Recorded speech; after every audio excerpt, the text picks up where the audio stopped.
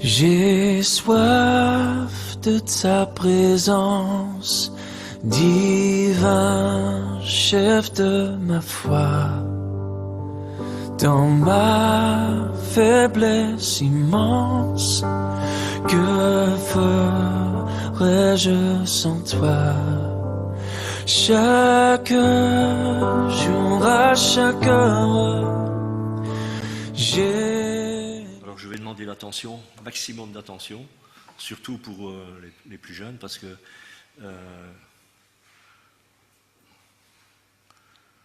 on va pas dire que ça vole haut, mais les mots sont peut-être plus difficiles à capter, mais on va essayer de mettre des qualificatifs et des petits compléments dedans pour... je ne peux pas vous raconter une histoire sur les bandes dessinées, donc je vais vous raconter une histoire qui est vraie, et c'est ce que la Bible dit. Tout d'abord, tous des mots et des paroles que vous connaissez tous, des versets que, en principe, on doit déjà les avoir entendus, même si vous étiez dans des camps, ou lorsque vous avez fait pendant les vacances des camps. Qui a fait des camps pendant les congés, là, pendant les vacances? Ouais, Joshua. Ouais. Ah oui. Et voilà. Et t'as dit aussi. Ouais. Sem, non, il n'a pas fait de camp, il est resté sur un sédentaire chez toi, ouais. C'est ça. Allez. Allez, on va parler d'un phénomène et de toute façon de quelque chose qui nous touche tous. On va parler de comment on doit marcher avec le Seigneur, de gagner notre combat et dans notre vie avec le Seigneur. Quand on dit qu'on suit le Seigneur, Jésus, eh bien, il y a des principes et des choses qu'il ne faut pas oublier et qui sont donnés pour que l'on puisse gagner ce combat. D'abord, le premier verset que l'on trouve, c'est dans l'évangile de Jean, chapitre 14, et c'est tout simple. Jésus dit « Je suis le chemin, la vérité et la vie ». Alors, qui a déjà entendu ce verset, cette parole? Ouais, beaucoup. Voilà, quelques-uns ont entendu ces paroles. Et puis, il y en a une autre qui nous touche aussi, c'est dans Romains, chapitre 7, verset 19, et ça, c'est un homme comme nous, l'apôtre Paul. Il dit « Car je ne fais pas le bien que je veux, et je fais le mal que je ne veux pas ». Ça, c'est assez pertinent de dire cela. Et ça semble bizarre. Mais la Bible et Jésus nous parle de quelque chose dans le premier verset qui nous dit « Je suis le chemin, je suis la vérité, et je suis la vie ». La vérité, rien que la vérité. Pour ceux qui regardent sur les télévisions, sur les télés, il y a des feuilletons avec ces titres-là, rien que la vérité. Je ne sais pas si vous êtes amateur de ce genre de programme. Moi pas, c'est parce que je l'ai vu. Et on aime bien entendre la vérité. Surtout lorsqu'on est dans des affaires judiciaires, ou bien qu'on est sur une enquête, ou bien que l'on veut connaître la vérité sur des faits, et sur ce qui se passe par curiosité. Lorsqu'on entend dans les tribunaux, surtout aujourd'hui, il y a beaucoup de procès en cours, et tout le monde est bien attentif pour entendre la vérité.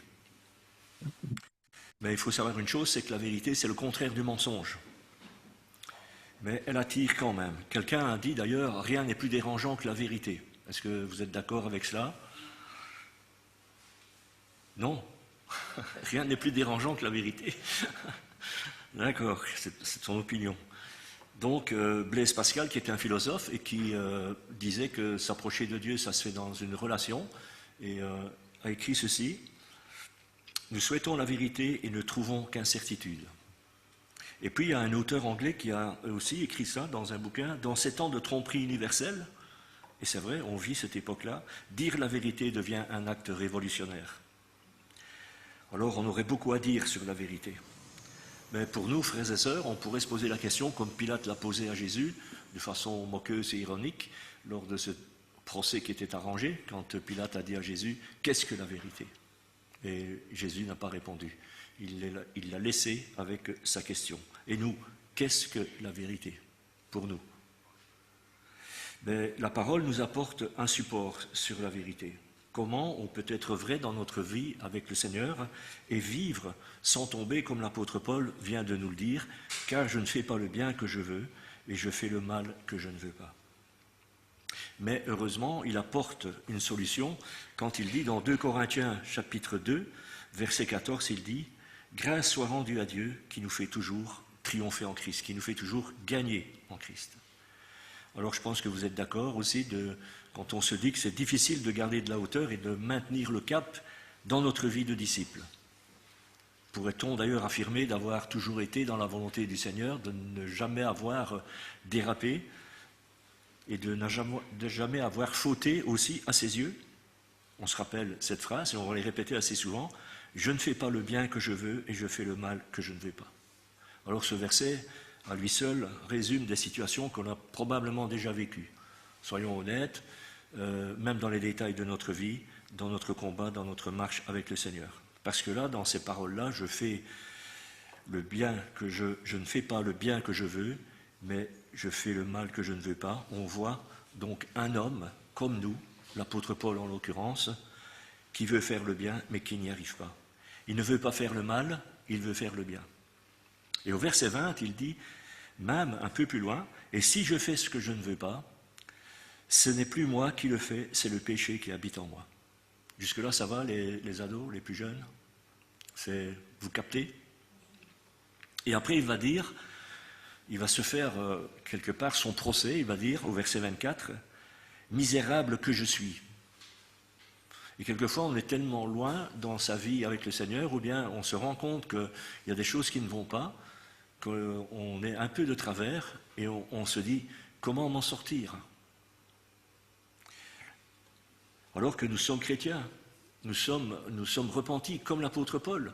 L'apôtre Paul a rencontré Christ sur le chemin de Damas. Il a dû faire demi-tour, une conversion. La conversion, c'est faire demi-tour, c'est changer de direction. Et nous avons fait ça aussi. Et pourtant, il se peut que nous ayons fait le mal, mais que nous ne voulions pas le faire. Pourtant, je pense que chacun pourrait lever sa main et dire les uns aux autres, peut-être, en public, mais oui, pourtant, j'ai fait demi-tour. Je suis passé par la nouvelle naissance. D'où ces paroles, peut-être, qui sont les nôtres, « Misérable que je suis, mais qui me délivrera alors du corps de cette mort ?» Et on a la réponse qu'on a vue dans 2 Corinthiens chapitre 2, verset 14. « Grâce soit rendue à Dieu par Jésus-Christ notre Seigneur. » Et ce que Paul va vivre, eh bien nous on peut le vivre aussi, parce que Dieu n'a pas de favoris. L'apôtre Paul, l'apôtre Pierre, les autres que l'on connaît dans la Bible, qui ont leur histoire racontée pour nous édifier, nous encourager, sont au même titre que nous devant Dieu. Et il n'y a pas de différence. Alors choisir de vivre notre vie chrétienne avec la vérité dans la vérité, je pense que c'est un combat. Aujourd'hui, notre société nous dit qu'il y a plusieurs vérités. Est-ce que vous êtes d'accord qu'on est devant plusieurs vérités aujourd'hui, que même des gens disent chacun sa vérité? Quand vous parlez avec des gens, on dit toi tu dis ça, moi je dis ça. Chacun a raison. À ses raisons, chacun sa vérité. Il y a les vérités historiques, il y a la vérité scientifique, pour ceux qui font les études, il y a la vérité judiciaire, etc.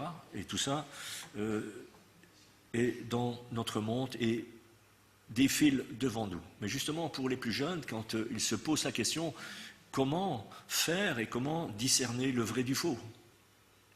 Où est celui qui dit vrai? Est-ce que c'est la Bible, quand Jésus dit « je suis la vérité » et les autres qui disent aussi, lorsqu'on est dans les enseignements, ou bien lorsqu'on côtoie la société, de dire, avec l'impact que ça a, ça c'est la vérité. Est-ce que nous n'avons jamais passé par le doute face à des situations ou face à des événements que l'on voit ou bien que l'on rencontre dans notre vie privée? Je m'adresse aux jeunes qui sont peut-être confrontés à ça, alors même qu'ils sont et qu'ils habitent dans une famille chrétienne, que leurs parents sont chrétiens, qu'ils vont au culte, qu'ils vont dans des camps, qu'ils vont dans des rencontres où l'on parle de la parole de Dieu, où ils fréquentent le monde et la sphère chrétienne. Qu'en est-il aussi des adultes, alors, de chacun de nous? Qu'est-ce qui influence alors le fait, comme l'apôtre Paul, de dire qu'il veut faire le bien mais qu'il n'y arrive pas toujours? Ça voudrait dire qu'on est sceptique par rapport à ce que Jésus dit. Jean chapitre 8, verset 32, Jésus dit « Vous connaîtrez la vérité ». C'est bien ce qu'il veut dire, que l'on connaisse la vérité. On parle de vérité, soyez attentifs. Parce que ce qu'on est en train de dire, si vous le lisez sur l'écran, il faut se laisser convaincre. C'est bien ce que Jésus dit. Vous connaîtrez la vérité, que l'on connaisse la vérité. C'est même sa prière à notre égard pour nous lorsqu'il s'adresse à son Père, à Dieu. Jean chapitre 17, verset 17, il va dire « Sanctifie-les par ta vérité ». C'est qui? Sanctifie-les par ta vérité. Ce sont les autres, nous on n'est pas concernés. Alors là on se trompe. Il s'agit bien de nous. Ta parole est la vérité. Et Jésus confirme que cette parole que nous lisons est la vérité. Qui a sa Bible ce matin avec soi?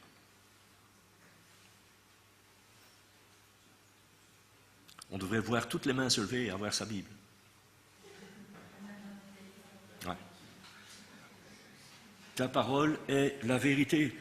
Et le psalmiste, dans le psaume 119, au verset 160, le rappelle, parce que pour lui-même, personnellement, il en avait déjà retiré quelque chose de cette parole que vous avez et que nous avons, sous différentes formes. Il dit, le fondement de ta parole est la vérité. Le fondement de ce que Dieu dit est la vérité. Le fondement, c'est la base. S'il n'y a pas de fondement à un bâtiment, il va s'ébranler. Si notre vie n'est pas fondée, basée, construite sur la parole de Dieu, sur la vérité, on va tomber. Nombre, chapitre 23, verset 19, la Bible nous dit que, celui qui a écrit le livre des Nombres, nous dit que Dieu n'est pas homme pour mentir. Ça, c'est exceptionnel. Vous voyez, on a dit tout à l'heure, la vérité, c'est le contraire du mensonge. Et là, on nous dit, Dieu n'est pas un homme pour mentir, ni homme pour se repentir. A-t-il jamais parlé sans qu'il tienne parole? C'est des questions. Jésus dira à des Juifs qui étaient avec lui, qui étaient convertis, qui adhéraient à ce qu'il disait, dans Jean chapitre 8, verset 21, il dira, si vous demeurez, mais ça s'adresse aussi à nous, si vous restez dans ma parole, vous êtes vraiment mes disciples, vous connaîtrez la vérité vous affranchira. À condition de, si vous restez, si nous faisons attention à sa parole, si nous l'examinons, si nous étudions sa parole, si nous regardons sa parole, si nous observons, si nous la considérons. Quand on rentre dans cette démarche-là, on a l'ADN du disciple, et c'est l'ADN de ses enfants, de rester attachés à sa parole. Comme le psalmiste nous le rappelle encore quelques versets plus loin dans ce psaume 119, il va dire, pour pouvoir tenir bon, je te cherche de tout mon cœur, ne me laisse pas égarer loin de tes commandements, loin de ta parole, loin de ta vérité. Je serre ta parole, je serre ta vérité dans mon cœur afin de ne pas pécher contre toi. Rappelons-nous ce que l'apôtre Paul nous a dit tout à l'heure. Béni sois-tu, ô Éternel, enseigne-moi tes statuts, donc enseigne-moi ta vérité. Nous entendons, frères et sœurs, dans ces mots que l'on vient de lire, le mot parole. Eh bien, quand on entend ce mot-là, parole, c'est ce que Dieu dit, c'est sa façon de s'exprimer, c'est son discours, c'est comme ça qu'il nous parle et c'est sa volonté. Et c'est ça que le psalmiste relève et qu'il veut nous dire, de prendre ces habitudes-là et de pouvoir ainsi avoir cette attitude et de la garder dans notre vie, pour notre vie, dans notre vie spirituelle, pour marcher dans la vérité. C'est notre devoir, frères et sœurs, de rester attachés à la parole de Dieu, qui est la vérité. Imaginez qu'un prédicateur vienne dans l'église, on en a parlé de façon vague hier, parce qu'on avait suivi une petite formation hier, et plusieurs points d'ailleurs se retrouvent dans le partage de ce matin, de ce qui avait été vu hier. Imaginons qu'un prédicateur vienne, prenne notre place, prenne la place, se mette devant, et commence à partager des paroles sur ce qu'il a envie de vous dire. L'apôtre Paul rend témoignage de ça dans l'Épître aux Galates. Il dit même à l'Église, aux chrétiens de Galates, que si un jour ces choses se passent, qu'un homme se présente, ou même lui-même, et qu'il revienne sans parler de la bonne nouvelle, sans parler de l'Évangile, qu'il soit anathème. Anathème, ça veut dire être mis de côté, qu'il soit écarté, qu'on ne l'écoute pas. Et c'est un droit de le faire, c'est même une autorité, une autorisation de le faire et de ne pas l'écouter. Et ça se passe comme ça aujourd'hui. Dans certains milieux, il y a des personnes qui ne parlent plus de l'Évangile et qui transforment les paroles que Dieu dit en des paroles qui sont plus faciles à assimiler, mais ils en tortent aussi le sens. C'est ce que l'apôtre Paul dit. Donc comment pouvons-nous contrecarrer quelqu'un ou bien se mettre une barrière, une protection si on ne connaît pas la vérité et si on n'y fait pas attention? Quand nous lisons notre Bible, quand nous la lisons, eh bien, nous lisons la parole de Dieu. Et alors nous l'entendons nous parler, surtout quand on la lit à voix haute. Et il nous parle au même titre à ce moment-là qu'il parlait aux psalmistes. Aujourd'hui, frères et sœurs, nous avons tout ce qu'il nous faut pour connaître la vérité, parce qu'il nous parle par sa parole. Et pour le servir et pour le suivre, où que ce soit, eh bien, il faut connaître la vérité. Mais revenons un peu sur ce verset que nous avons déjà abordé, qui est en parallèle avec ce que l'apôtre Paul nous disait dans Jean chapitre 8, verset 32. On se répète, parce que c'est toujours bien, et encore une fois c'est Jésus qui parle. Vous connaîtrez la vérité vous rendra libre. Dans une autre version, vous affranchira. Là, il y a quelque chose sur lequel il faut s'arrêter. Jésus parle de libérer, alors que vous connaissez la vérité. D'affranchir. Et quand on affranchit quelqu'un, ça veut dire que quelqu'un est prisonnier. C'est comme ça que ça fonctionne. On affranchissait les esclaves parce qu'ils n'étaient pas libres, parce qu'ils étaient prisonniers. Ils avaient besoin d'être libérés. D'ailleurs, l'apôtre Paul appuie ce que Jésus dit dans la deuxième épître de Pierre, chapitre 2, verset 12, il dit « Chacun est esclave de ce qui triomphe de lui. Chacun est esclave de ce qui triomphe de lui. » Mais heureusement, comme pour l'apôtre Paul, il y a la bonne nouvelle. Et Jésus va dire, Jean chapitre 8, verset 36, « Si donc c'est le Fils qui vous donne la liberté, alors vous serez vraiment des hommes libres. » Si donc c'est le Fils qui vous donne la liberté, alors vous serez vraiment des femmes libres. Libres de ce qui est plus fort que nous. Libres de ce qui nous supplante. C'est ce que l'apôtre Paul nous présentait tout à l'heure dans le chapitre 7 de l'Épître aux Romains, que d'ailleurs, si vous voulez, vous lirez Romains chapitre 6, 7 et 8, c'est l'ensemble de ce que nous partageons ce matin et de cette grande question. Aujourd'hui, beaucoup de personnes pensent être libres.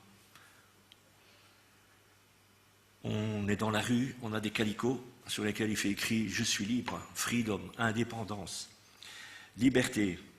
Voilà ce que les gens veulent aujourd'hui. Et pourtant, être libre, ce n'est pas être soumis à des contraintes. De quelle liberté parle-t-il? Ce n'est pas être soumis à des restrictions si on veut être libre. Ce n'est pas se mentir à soi-même.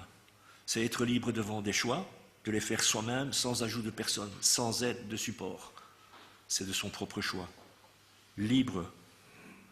Et de tout temps, la liberté a fait partie des grands défis pour l'homme. Qui aspire à être libre aujourd'hui?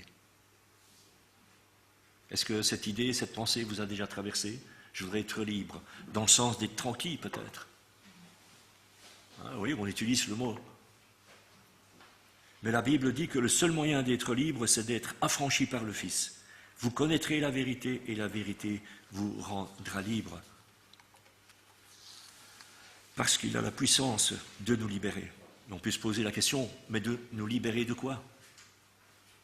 Nous libérer du péché. Et d'où vient-il celui-là?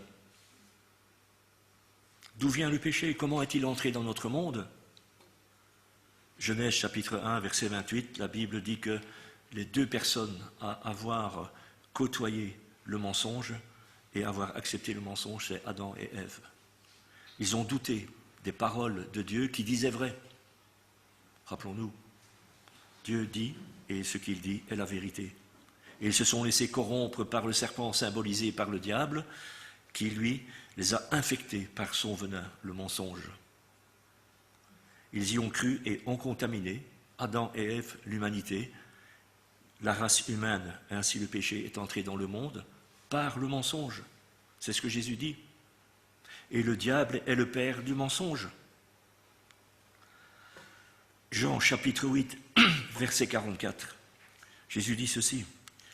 à propos du diable, il a été meurtrier dès le commencement, il ne se tient pas dans la vérité, parce qu'il n'y a pas de vérité en lui. Lorsqu'il parle, lorsqu'il profère le mensonge, il parle de son propre fond, car il est menteur et le père du mensonge. Est-ce que nous croyons ça?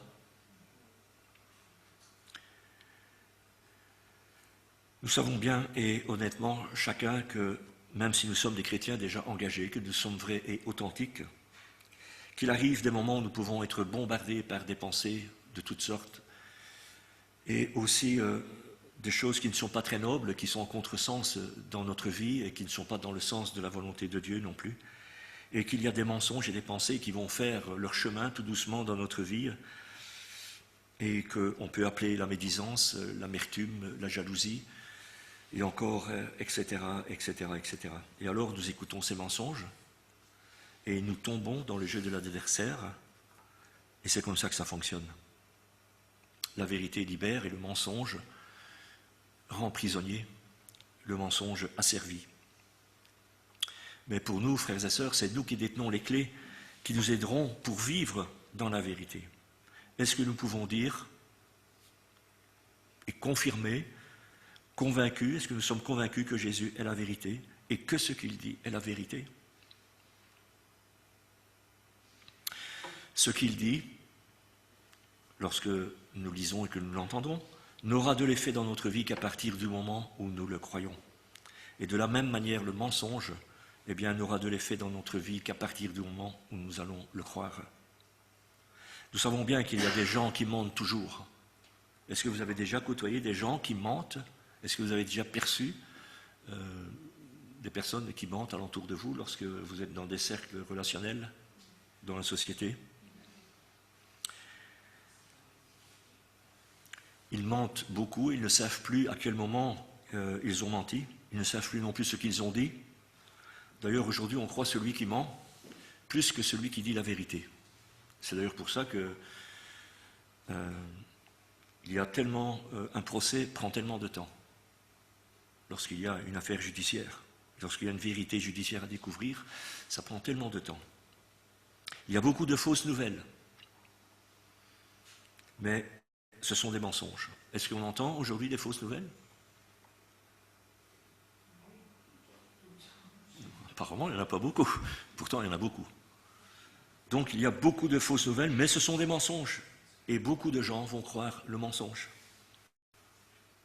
Mais il y a la bonne nouvelle, comme l'Évangile, c'est la bonne nouvelle, la vérité. Un texte qui se situe dans Hébreux chapitre 4, verset 2, qu'on pourrait mettre en parallèle avec notre temps, dit ceci. Peu importe qui a écrit l'auteur des Hébreux, pour ceux qui aiment bien couper les cheveux en quatre. De toute façon, celui qui a écrit l'Épître aux Hébreux, il a été inspiré par Dieu. Il dit ceci, « Car cette bonne nouvelle nous a été annoncée, aussi bien qu'à eux, c'est-à-dire aux Hébreux, puisqu'elle s'adresse, Épître aux Hébreux, la lettre pour les Hébreux. Mais la parole qui leur a été annoncée ne leur servit de rien. » On pourrait paraphraser, « Car cette bonne nouvelle nous a été annoncée à nous, citoyens de Carnières, de Thoin d'Anderlu, de Bruxelles, etc., de Gand, de Malines, mais la parole qui leur a été annoncée ne leur servit à rien. Pourquoi? Parce qu'elle ne trouva pas de la foi en cette parole. Parce qu'elle ne trouva pas de la foi en cette parole. » C'est un exemple de personnes qui ont entendu la vérité, c'est-à-dire la parole de Dieu, qui n'en avaient que faire. Et on pourrait très bien mettre ce verset-là en parallèle avec la parabole du semeur, que vous connaissez tous, sur les plusieurs terrains où la semence tombe, dans un terrain favorable, terrain défavorable, une fois ça pousse, une fois ça meurt, le lendemain c'est autre chose. Elle n'a pas trouvé chez eux de l'intérêt, elle ne servit à rien. Comme je disais tout à l'heure, frères et sœurs, et aux plus jeunes aussi, c'est pour ça qu'il faut toujours se poser des questions, et se poser des questions, c'est toujours intéressant.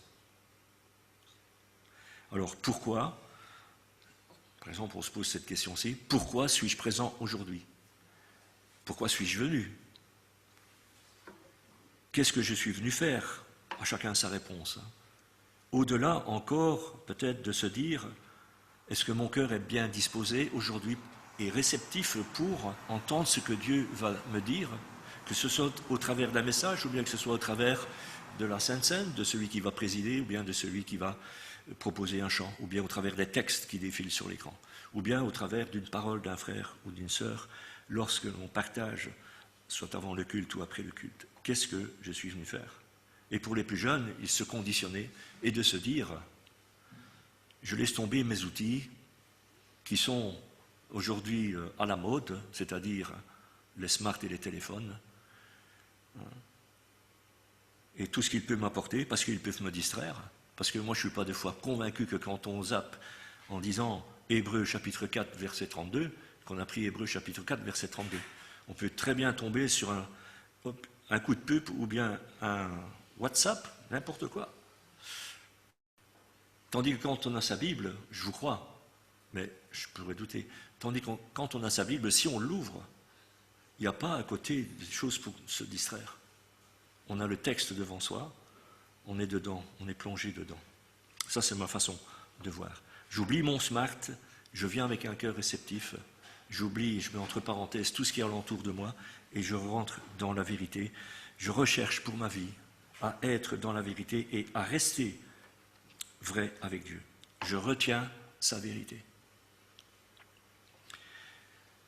Parce que de toute façon, Dieu ne pourra agir en nous qu'en fonction de notre foi et de notre confiance. D'ailleurs, David, c'est ce qu'il disait, et c'est un conseil qu'il nous donne, mets en lui ta confiance. C'est ça que ça veut dire. De ce que nous voyons, c'est pas simplement de dire j'ai confiance parce que je vis cette chose. Non, ici on parle de la vérité, de ce que Dieu dit. Est-ce que nous avons confiance dans les paroles qu'il nous dit? Et ça, mettre en lui notre confiance dans toutes les méandres de notre vie, dans tous les coins de notre vie. Dieu agit, il fait sa part, et nous devons faire notre part, c'est-à-dire croire. C'est quelque chose de personnel. La foi, c'est quelque chose de personnel. Ça aide peut-être d'être ensemble, d'entendre quelqu'un, de coacher un peu, mais la foi, c'est quelque chose de personnel. C'est une décision, c'est une résolution. On décide volontairement d'accomplir quelque chose, c'est-à-dire de croire la vérité, d'accepter la vérité. Jusque-là, ça va les plus jeunes? Faites signe si ça ne va pas. Jésus dit, croyez en Dieu, c'est ce qu'il dit. Croyez en Dieu et croyez en moi. C'est autoritaire ce qu'il dit. C'est vraiment du convaincu. Et ayez foi en moi. Voilà ce qu'il disait aux gens. Et on le dit aujourd'hui, il nous le dit aujourd'hui. La vérité, ayez foi en Christ. C'est bien d'un choix qu'il est question. Il ne dit pas peut-être, si vous avez envie. Non, regardez comment c'est écrit. Pour ceux qui aiment le français, c'est au présent. Croyez en Dieu et croyez en moi, dit Jésus. C'est d'un choix qu'il est question, une décision de faire. Quand nous choisissons de croire en Dieu, nous recevons ce que Dieu nous donne. Et quand nous choisissons de ne pas croire en lui et de ne pas croire ce que Dieu dit, nous ne recevrons rien de Dieu. Mais quand nous choisissons de suivre la vérité, de prendre sa parole, qui est la vérité, eh bien c'est le même. Il me dit la vérité, je choisis de croire ce qu'il me dit. Alors Dieu va agir. Par contre, si je mets en doute que je refuse de croire la vérité, je refuse de croire ce que Dieu dit, ce que Jésus dit, je lui fais une offense. Je fais une offense. Alors si vous avez Google, regardez le mot offense, qu'est-ce que ça veut dire? Là, allez-y, pour quelqu'un. Alison, tu vas me le dire après. C'est un culte particulier, un message particulier. Voilà, pendant ce temps-là. Parole, action qui blesse quelqu'un dans sa dignité, dans son honneur. Voilà, merci Alison, c'est suffisant. Qui fait marquer péché. Qui fait marquer péché. Péché qui offense Dieu. Voilà, donc si on doute de Dieu, de ce que Dieu dit, de la vérité, que ça n'a pas d'impact dans notre vie, qu'on ne s'y intéresse pas, que ça survole au-dessus, comme pour les Hébreux qui étaient là, cette parole ne leur servit à rien, on offense Dieu, on le blesse. D'autres termes, vous les avez. Ça, c'est utile. Google. Merci, Alison. Il faut savoir Ah oui, mais je connais. Google, c'est un dieu aujourd'hui, tout le monde y va. Hein? Alors, pour que nous puissions réaliser ça, il faudrait d'abord, pour que ça rentre en nous, on va prendre l'exemple de quelque chose que nous avons déjà tous fait. Vous avez déjà tous été chez le médecin, vous êtes sortis du médecin avec votre médicament. Non, on ne sort plus avec son médicament, on sort avec une prescription électronique et vous allez chez le pharmacien, vous arrivez, vous dites, pof, votre nom, il ne faut même pas sa carte d'identité, on vous donne le médicament. Vous le regardez, mais il ne va pas faire d'effet, parce que vous le regardez. C'est seulement quand on va prendre le médicament, qu'on va rentrer chez soi, on va le poser sur la table, et on va encore le regarder, mais il ne va pas faire d'effet. Il faudra, pour qu'il fasse de l'effet, le prendre, le sortir, le déballer, l'avaler, passer à l'action. Ça veut dire faire plus que regarder. Et quand nous l'aurons avalé, il va rentrer dans notre corps, dans notre estomac, il va être absorbé, dissous, et seulement alors il va faire son effet sur notre corps. Alors pour la vérité, pour ce que Dieu dit, et ce que Jésus dit, c'est le même principe. C'est ça que ça veut dire. Est-ce que nous choisissons de croire ce qu'il veut nous dire? Sa parole, la vérité, doit entrer en nous, dans notre cœur, dans notre âme, celle qui nous fait vivre, celle qui est notre personne, par la foi, par la confiance, et quand on la reçoit, elle va faire son effet. Quand on l'absorbe, quand on la prend, elle va faire son effet sur notre vie, dans notre vie. D'ailleurs, j'ai coupé un verset en deux, c'est dans Matthieu chapitre 4, verset 4 qu'on a toujours l'habitude de citer, et moi je le cite autrement, je dis, la dernière partie, ce que Dieu dit, l'homme vivra de toute parole qui sortira de la bouche de Dieu. Et on oublie la première partie, pas seulement le pain, c'est-à-dire tout ce qui est matériel, pour que nous puissions, frères et sœurs, en tant que chrétiens, en tant que disciples, en tant qu'enfants du Seigneur, pour garder le cap, il faut prendre cette première partie. L'homme vivra de toute parole qui sortira de la bouche de Dieu. Ce qu'on est en train de faire, de ce que Dieu dit, sa vérité. Et puisque nous savons beaucoup de choses concernant la vérité, que nous savons aussi que Jésus, tout ce que Jésus a fait pour nous, qu'il a accompli beaucoup de choses pour nous, et que pour le plus grand nombre d'entre nous, nous avons aussi saisi ses paroles par la foi, donc sa vérité, que nous avons été réconciliés avec lui. D'ailleurs, la Bible dit, soyez réconciliés avec Dieu. Vous voyez, c'est pas forcément parce qu'on était pécheurs, mais quand on est passé par la nouvelle naissance, il faut, des fois, revenir vers Dieu et se réconcilier à nouveau avec lui. D'ailleurs, pourquoi se fait-il que nous puissions encore tomber? Comment peut-il encore y avoir en nous cette force, ou bien ce qui nous fait chuter et qui ronge notre vie? Y aurait-il quelque chose qui ne va pas, malgré qu'on soit passé par la nouvelle naissance? Comme Zachée, y aurait-il quelque chose qui ne va pas? Pourtant, nous savons que tout a été réglé à la croix. Ça a encore été rappelé hier, si on a été... pour ceux qui étaient là cet après-midi, ce matin, hier. Tout a été réglé par rapport au péché. Il a réglé le problème de l'enfer, Jésus, quand il est venu. Il a effacé l'acte qui nous condamnait. On va s'en rappeler tout à l'heure. Il est aussi venu pour nous affranchir du péché. Malgré que nous sommes des enfants de Christ, des enfants qui marchons avec lui, que nous sommes des disciples. Celui qui n'a point connu le péché, Dieu l'a condamné comme un pécheur à notre place. Il faut se laisser convaincre de ça. C'est l'apôtre Paul qui nous dit cette réponse, qui nous apporte ces éléments avec force. Il a trouvé la réponse à ces questions. Qui me délivrera? On se souvient. Qui me délivrera de ce corps de mort? Qui me délivrera? Qui m'aidera? Il donne la réponse parce qu'il a trouvé en Christ la vérité. En nous disant plus encore et avec force, pour ne pas oublier, dans Romains chapitre 6, verset 6, il dit ceci. Sachant que notre vieil homme a été crucifié avec lui, comprenons-le dans une autre version du Semeur. Comprenons ça, que nous avons été délivrés parce que notre vieil homme a été crucifié avec Christ. Voilà les choses sur lesquelles il faut s'appuyer, sur ces vérités-là. Laissons-nous convaincre par ces paroles et par celles qui se trouvent un peu plus loin dans cette même lettre de Romains chapitre 6, verset 11. Regardez-vous comme morts au péché. Voilà comment l'apôtre Paul a trouvé la solution pour s'en sortir. Considérez-vous comme morts au péché. Considérons-nous comme morts au péché, quel que soit le péché. On a vu que le mensonge, c'est un péché.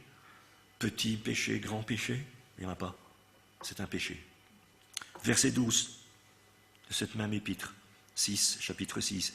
Que le péché ne règne donc point dans votre corps mortel, qu'il n'exerce plus sa domination. Voilà comment on peut s'en sortir. Acceptons le fait que nous sommes morts au péché. Croyons-le, appuyons-nous dessus.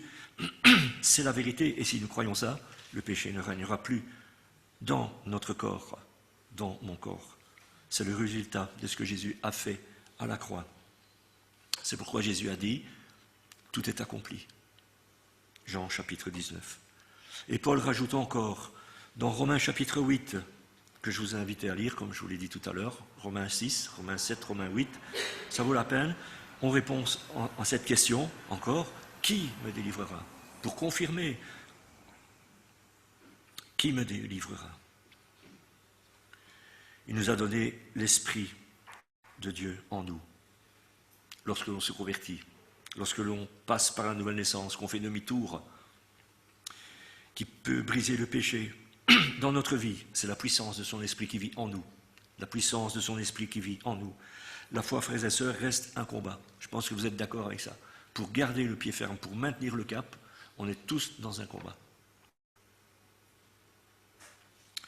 Mais si on regarde à notre vie, à ce que nous faisons, si on oublie que Dieu est là, si on oublie que Christ a tout accompli, si on oublie sa vérité, qu'on ne la lit plus, alors c'est le péché qui gagne. Mais si nous croyons la vérité, c'est Christ qui gagne.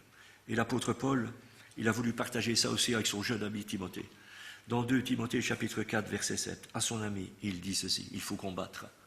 Et il l'écrit, j'ai combattu le bon combat, j'ai achevé la course et j'ai gardé la foi.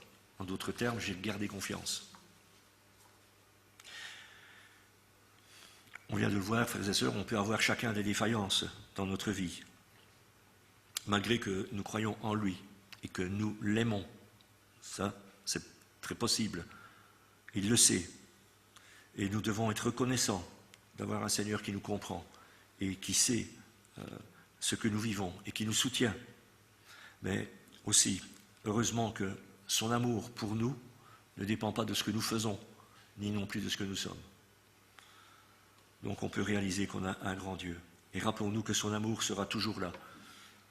Dans 1 Jean chapitre 3, versets 19 à 20, ça peut paraître sur l'écran, mais aussi Romains chapitre 8, verset 14, que si nous marchons avec lui, fidèlement, conscients de la vérité et de ce qu'il nous donne, et de sa vérité, et de vouloir vivre dessus, nous pouvons être appelés fils et filles de Dieu, quand nous nous laissons conduire par l'Esprit de Dieu qui est en nous. Rappelons-nous ça, frères et sœurs. Et encore, un autre verset, pour terminer, il faut le croire avec force, dans Romains chapitre 8, verset 31, « Si Dieu est pour nous, qui sera contre nous ?» Voilà, frères et sœurs, ce que je voulais parler avec vous, partager avec vous. J'espère que pour les plus jeunes, vous avez capté le message. Hein? Ça a été, Sam, ton appréciation.